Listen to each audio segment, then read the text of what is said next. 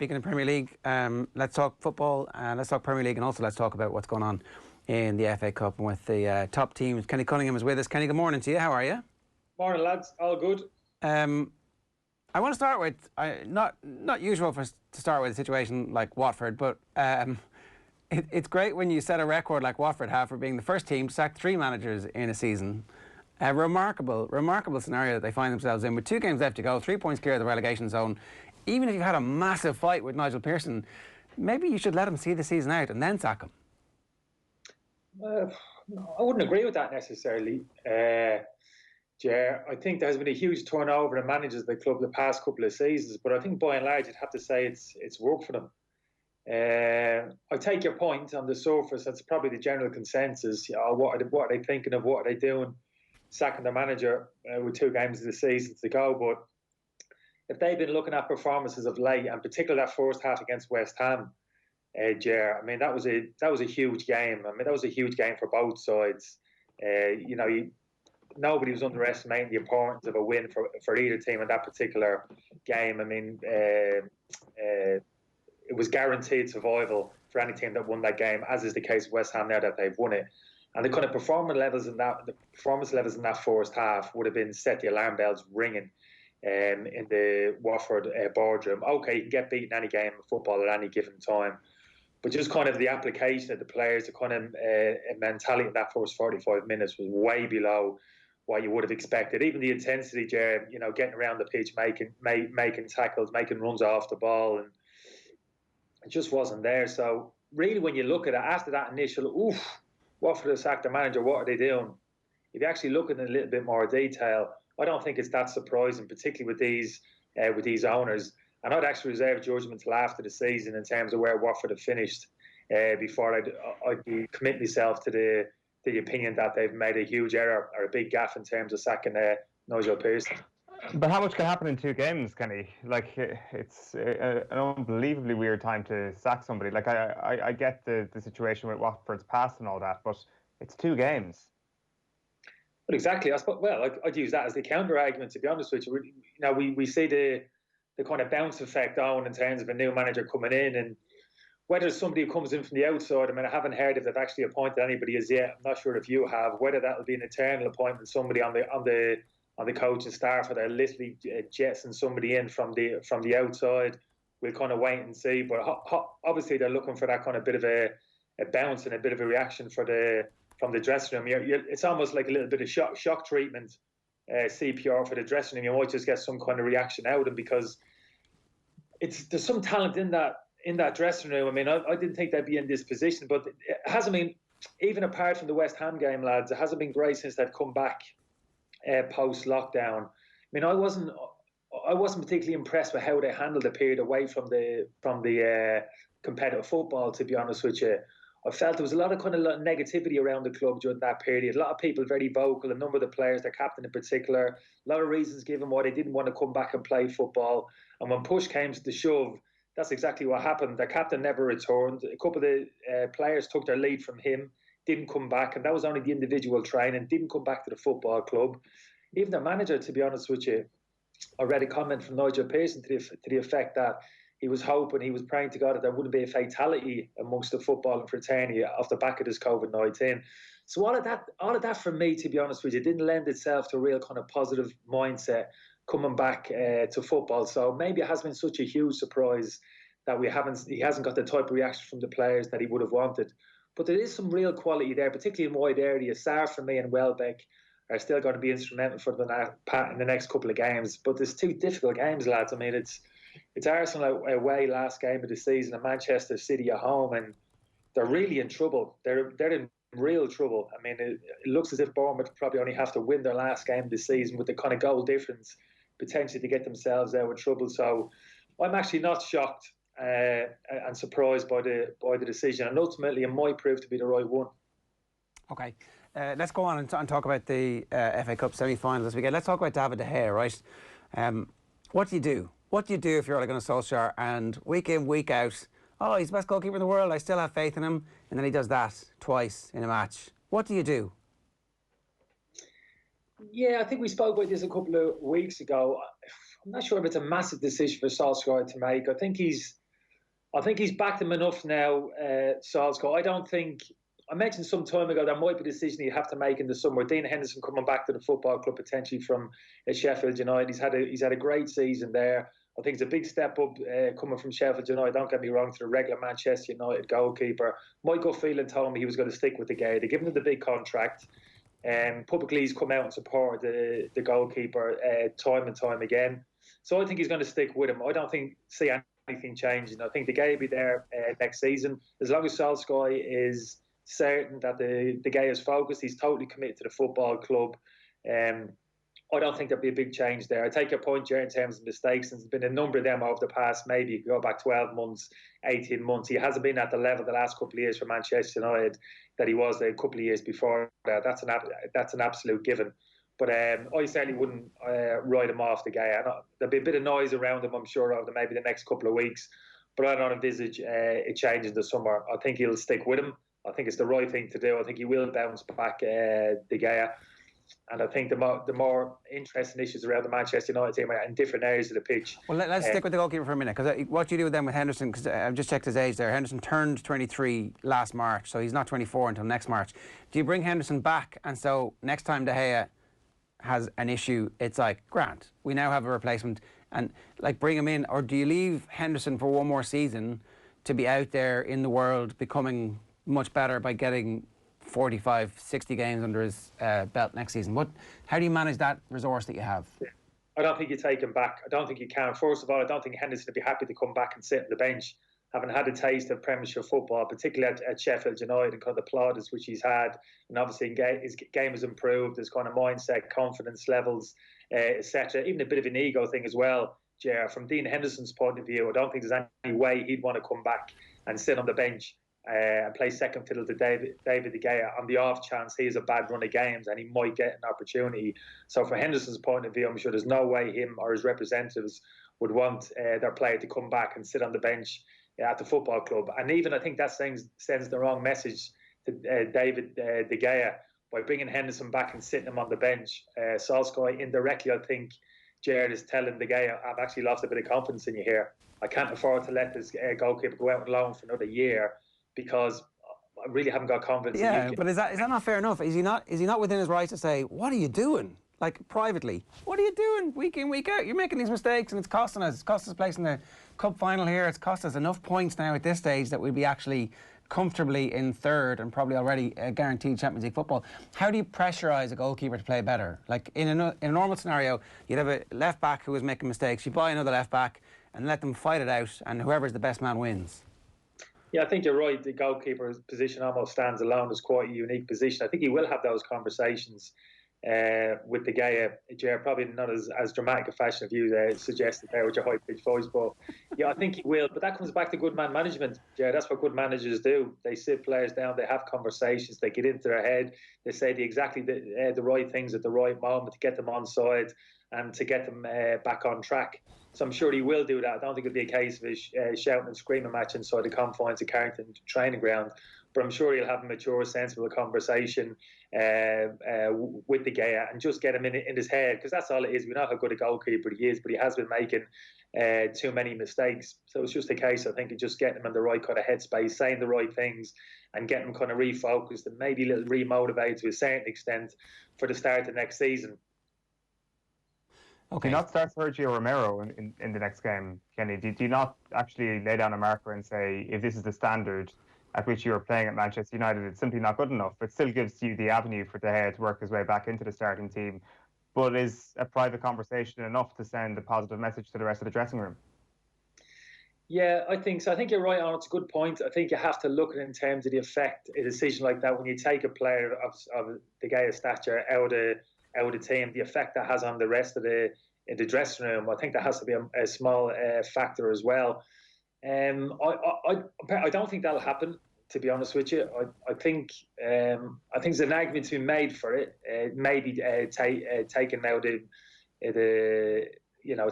the team, and maybe the message that sends around the dressing room. I don't think with a player of De Gea's standing, that's the thing you want to do. And in fact, you can lose a player, certain players. You might say it's the wrong kind of attitude, But you take that course with certain players and you lose them totally. They kind of switch off. That's it. You've humiliated me. I'm having a bad time. I need your support. You've made it even worse. You've thrown me under a bus by taking me out of the team. You've ridiculed me. You've hung me out to dry. Some players would take that attitude. So that's exactly the position you don't want to be in. So, yeah, I take your point. You've got to think the player first and foremost, and the dressing room. And I do have two massive games coming up, West Ham at home and Leicester away. But for me, by taking De Gea out and bringing another goalkeeper in, it only heaps massive pressure on that your second goalkeeper, whoever it is, who comes in for those last two games. I don't think there's a decision to be made, really. I think De Gea will play these last two games. They're absolutely huge games for me, not just in the context of Manchester United season, but in terms of going forward and potentially Champions League football for this group of players next season. The last thing I just have to ask you about in this, Kenny, is that there's often been a case where if a goalkeeper starts to lose their confidence, it can be a very, very tough position to get it back. I may just be kind of having a little bit of a tunnel vision here, because there's been some very important examples in recent history when you've got Joe Hart at Manchester City. When he started to lose things, it was very, very difficult, it seemed, for him to get it back. It seemed it was the case as well with the two goalkeepers Liverpool had before they brought in Alisson. That is the fear that Manchester United now have, where they look at Manchester City and Liverpool. Not only have they spent big to get in a good replacement, the goalkeepers that departed before that, once they started to go on a downward slump, they couldn't arrest that, basically.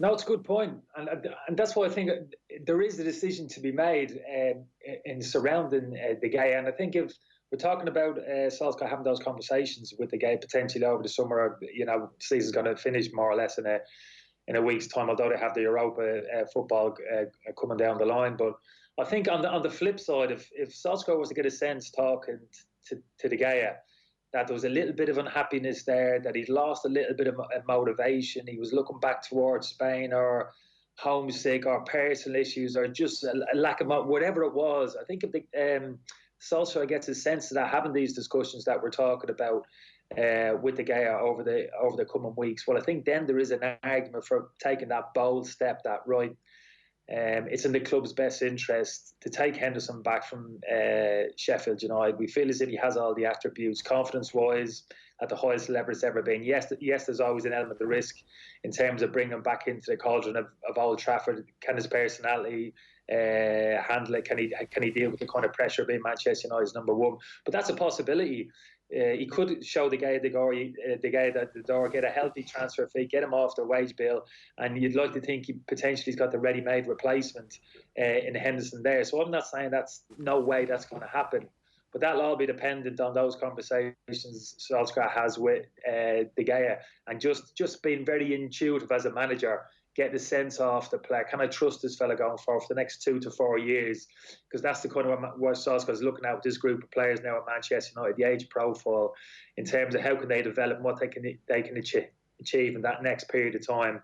And can De Gea be an integral part of that? Has he got the kind of personality? Has he got the motivation to get himself back to that level that he has been at previously, lads? So they're the kind of questions I suppose Solskjaer wrestle with maybe over the coming weeks and months.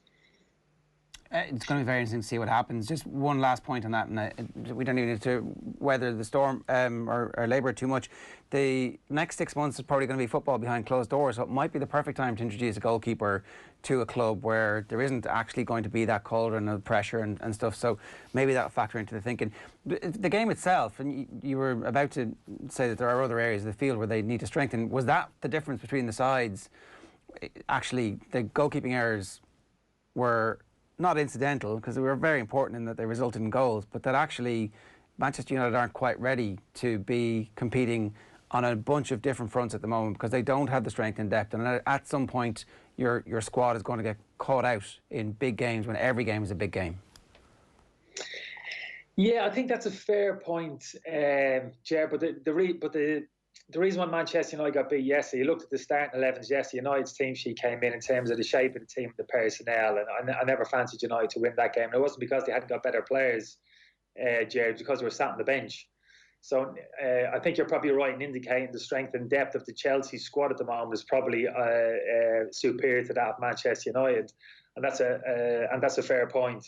I think if Manchester United had been able to put, United played well that back three system towards the tail end just before lockdown, lads. I remember going to Chelsea and playing really well. Luke Shaw played left of the three, and I think they had Martial played up front with Rashford. So I think if you think of the personnel with that particular formation, I think it actually quite suits the Manchester United team, but it just wasn't strong enough. You kind of James up front, and Pogba sat on the bench as well. That bit of a lack of a creative spark in midfield, and Boy in at the back, who's you feast or famine. You never know what you're going to get with him. So yeah, the team just wasn't strong enough, Ger. But I could understand it because of the importance of the games coming up for Manchester United, in particular at home against West Ham. Funnily enough, off the back of the less result at Tottenham, made a convincing victory against West Ham in a couple of days' time pretty much guarantees Champions League football, regardless of the outcome of the final game against Leicester. So clearly, for over the last week or so, Solskjaer's been looking at the fixtures, and he's had to make a decision and prioritise certain games. And he's looked at the game yesterday and the game midweek against West Ham United, and come to the conclusion, and the right one for me, that the home game against West Ham United is far more significant for this Manchester United team presently and going forward than that FA Cup semi-final, and that's the sobering reality. And as I said, a convincing win against West Ham midweek, with the introduction of those players who kind of missed out, Martial coming back in, and Pogba, I imagine, to come back into the team. They'll revert back to that 4-3-3 shape, which has been so successful for them since post-lockdown, and ultimately it'll probably be proved right. The talk over the last few weeks, Kenny, had been whether or not Manchester United can challenge the top two next season in the Premier League. I think possibly a more accurate question would be, can Chelsea be that team to potentially break into the top two? Like, it's been an outstanding season for them, and the news off the pitch kind of gets better when you see the likes of Kai Havertz saying he wants to leave Bayer Leverkusen this summer. If players available this summer, Chelsea look best placed to actually bring them in. And with a manager of Frank Lampard's qualities still learning, it's an unbelievably exciting time to be a supporter of Chelsea, I'd imagine, to be a player involved with Chelsea Football Club. Can they get to that next level next season and actually potentially start to break the top two mould? I think they could. Whether they can break the top two depends on those kind of marquee signings which they can bring in the summer.